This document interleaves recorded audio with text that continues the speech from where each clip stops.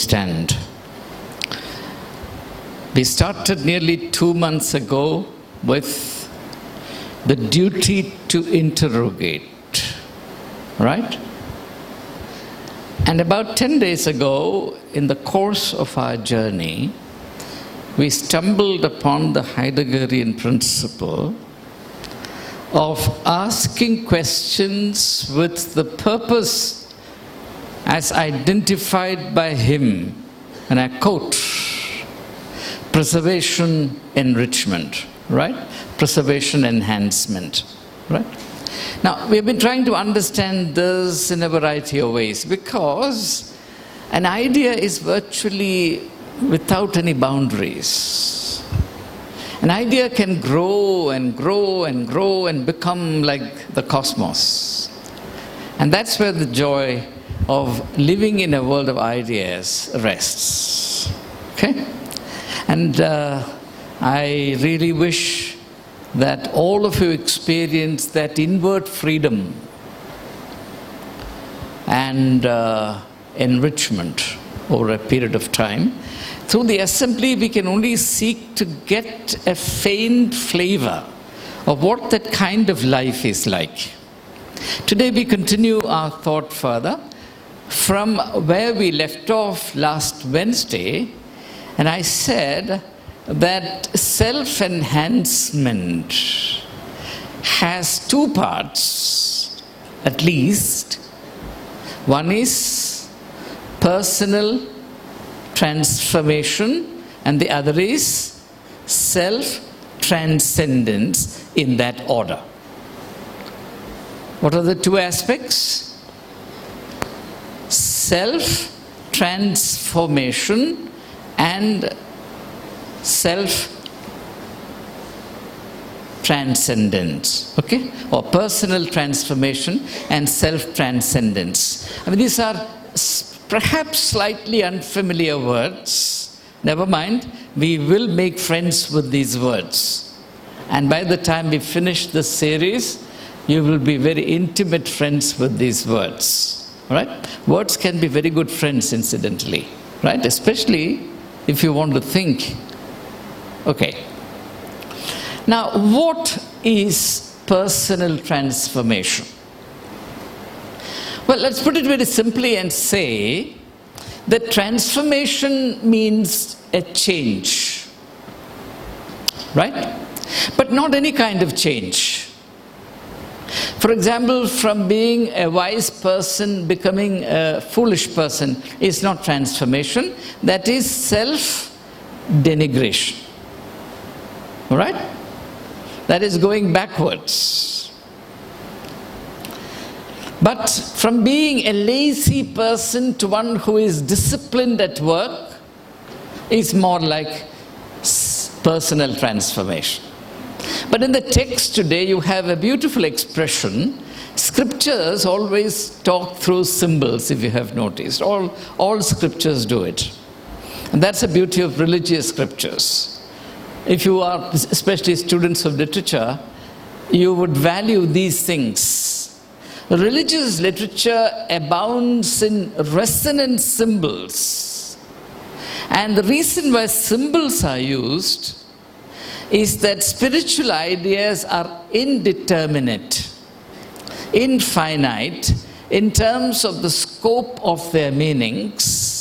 They can continue to enlarge their boundaries and embrace more and more of the lived realities of our species. As one literary critic once put it, a symbol has two legs.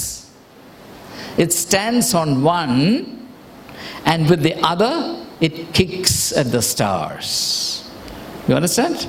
It stands on one leg, with the other, what does it do? It kicks at the stars, which means that the scope of a symbol in terms of meaning, significance, is actually unlimited. All right? And this is something, again, that we shall progressively discover for ourselves. Now, let's start with this idea of personal transformation. And from this text, I'm going to pick up a symbol.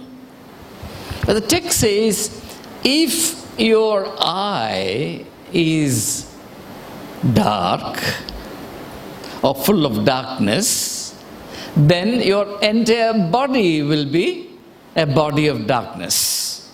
On the other hand, if your eye is light, then your whole body is full of light. Okay? So let's put it this way, that personal transformation is a reorientation from darkness to light. Right?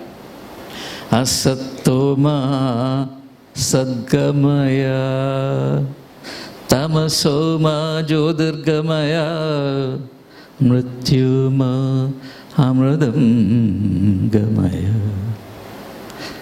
You know, humanity all over the world, irrespective of which religions we practice, has always dreamt of this reorientation, because being in darkness is a form of oppression.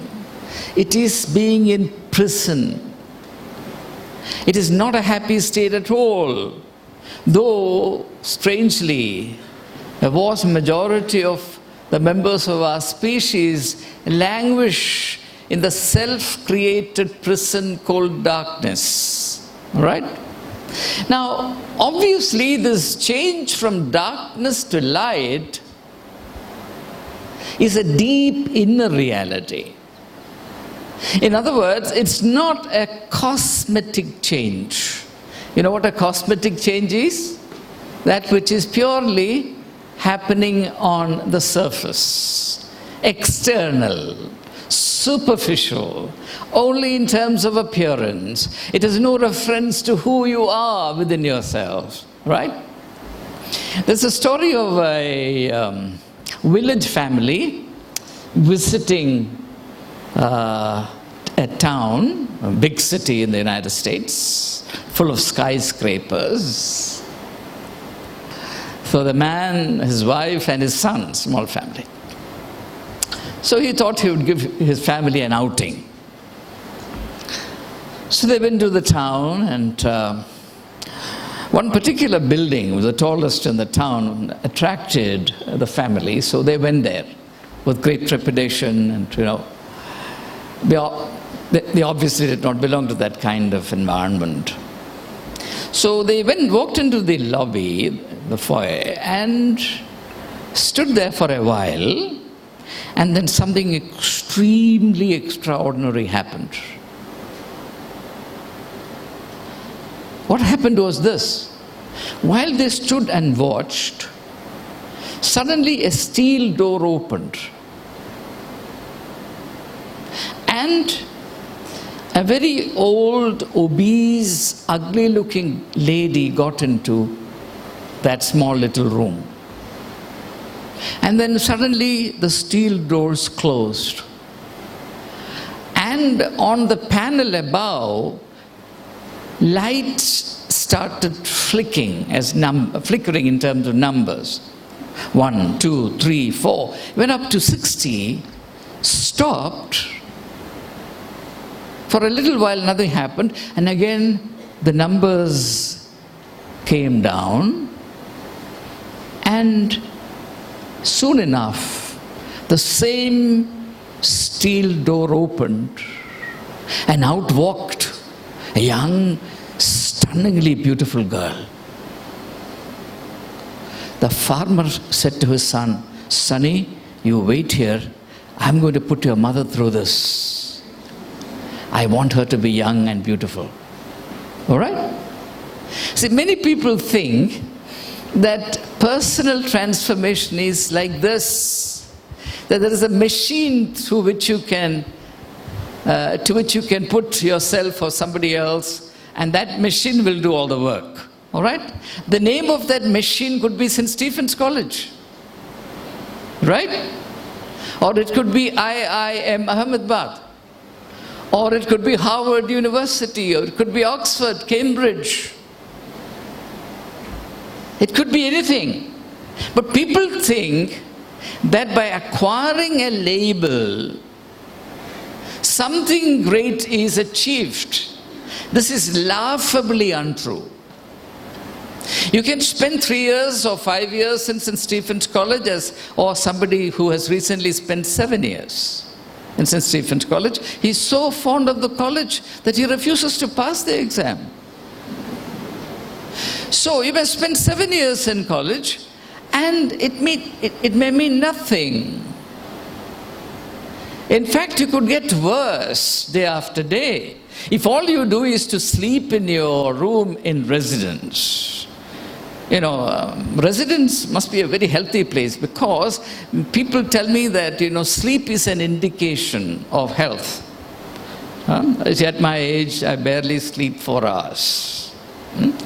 But young people in residence can sleep 24/7. I hope they are sleeping. I don't know what they do. I don't think they know what they are doing.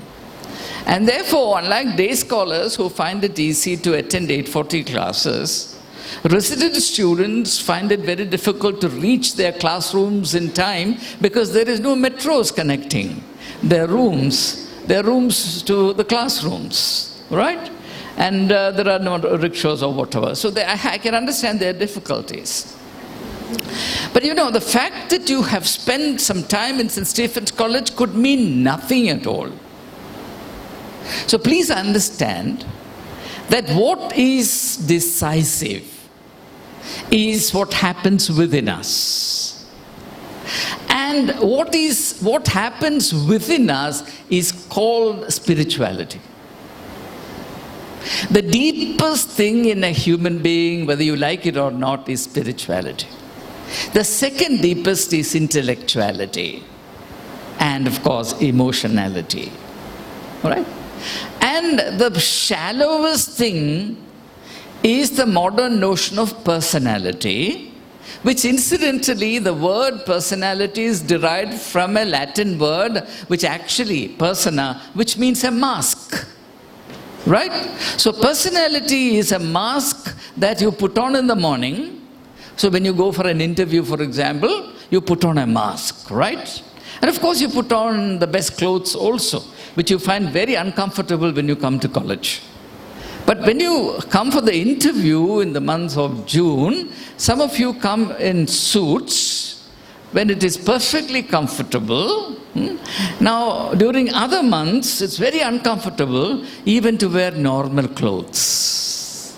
And these are all conundrums that I have not been able to understand in the long association that I have had with college. Anyway, so I want to leave a simple idea with you, and that is, your real riches, your enduring treasures are all within you. Nothing superficial, nothing external to your skin is yours. Your property, your bank balance, your car, or whatever, nothing is yours. My children are not mine. They belong to the world. It's only what is within me, the quality of my thoughts, the quality of my emotions, the vision with which I look at life, the spirit in which I do my service, the attitude with which I serve you, and the varied experiences that I have gathered in the long pilgrimage of my life. These are the treasures that I carry with me.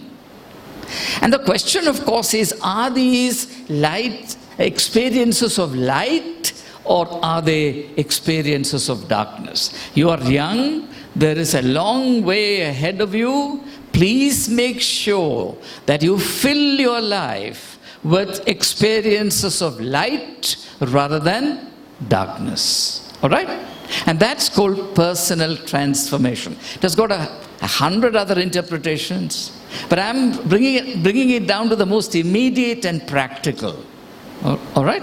So what is personal transformation? Reorienting our life, our personality, from darkness to light. Now, light, incidentally, is a symbol of purity. Man has learned to adulterate everything except light. The one thing no human being can adulterate. Yeah, of course, you would say, well, if there is a spotlight and you stick some colored paper, cellophane paper or whatever. But that's not really adulterating, it's modifying light. Okay? That's because you want it that way. Now, the one thing you cannot pollute is light. So it's a symbol of purity. Now, purity is the secret of positivity. You understand? If you are pure, you will be averse to anything which is negative and destructive. For example, gossip, spreading rumors, spreading falsehood about others, conspiring against others, talking ill of others, bunking classes. It's all expressions of negativity or laziness for that matter. You can't stir out of your bed, get ready in time, attend classes. Why? Because you're negative. So that's a form of darkness which is ruling over you at that point in time. Okay? So light is purity, purity is positivity, and positivity is the secret of the dynamism for doing good. All right? That is how your life becomes full of rich experiences. All right? If you spend your life in laziness, you're inviting emptiness for yourself, which is a form of self-condemnation. In the evening of your life, you should have a world of rich and vibrant memories. And these memories can only be born of personal experiences. All right. Now let me move on to the second part, which is personal self-transcendence. That is going beyond. All right. Now if you transform yourself, you will be happy. And that's the secret of happiness. Personal transformation is the secret of happiness. Self-transcendence is the secret of making others happy, of enriching the lives of others, of contributing to your society, to your country, to the world. Nobody who is a slave to selfishness has contributed anything of value to the human species.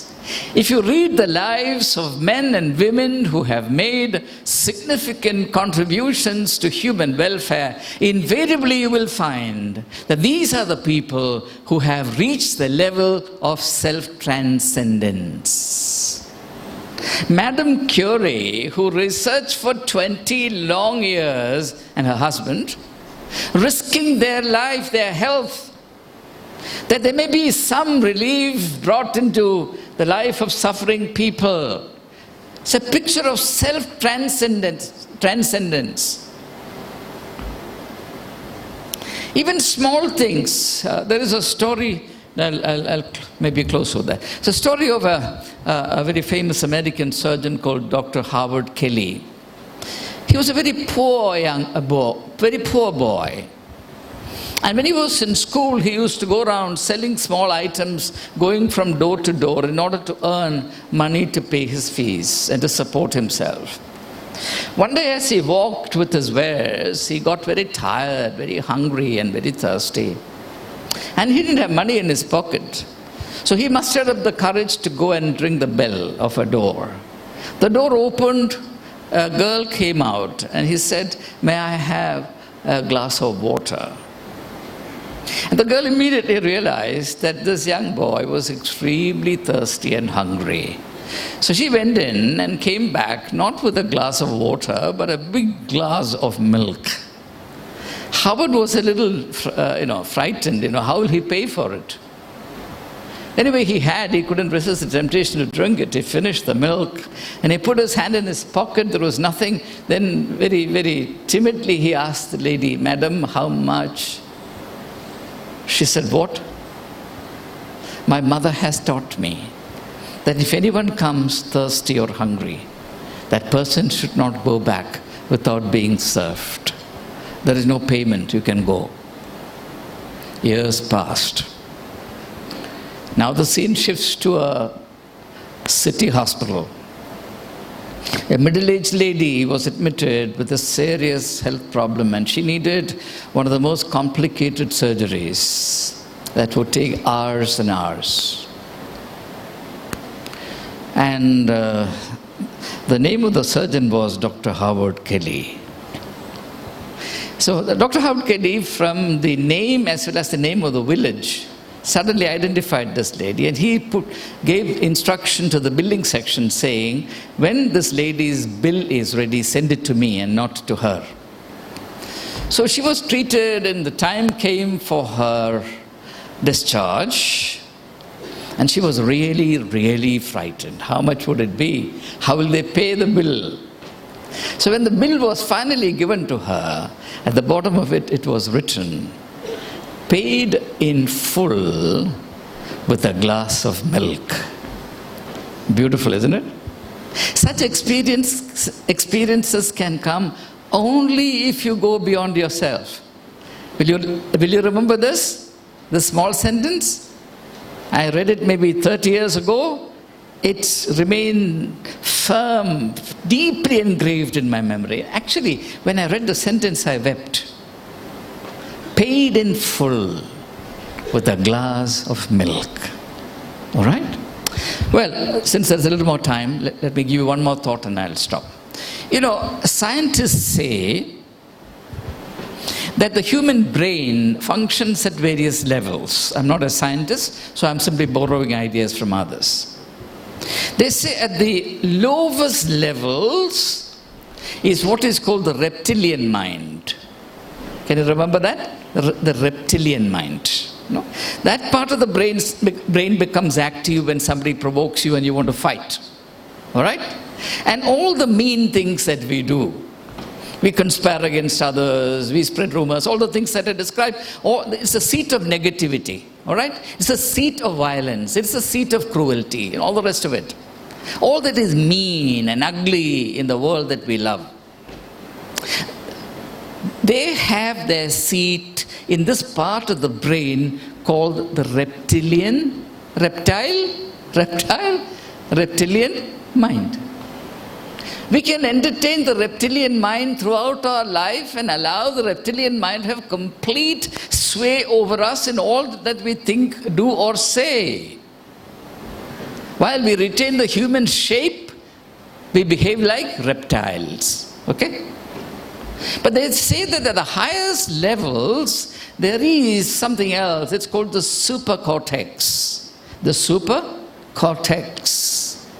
But unfortunately, more often than not, because of the kind of conditioning that we go through in the process of growing up, the supercortex does not remain active. That's the seat of our imagination, that is the seat of our nobility, that is the seat of all that is good and beautiful. Whatever is good is beautiful, whatever is beautiful is good. Actually, this was the greatest excitement of the Romantic period. That's why Keats in Endymion said, a thing of beauty is a joy forever. Right? Of course, he's borrowing it from the Greeks, doesn't matter. So remember, we have two possibilities. Either we can function in terms of the reptilian mind, or we can activate the supercortex and move on to a higher level.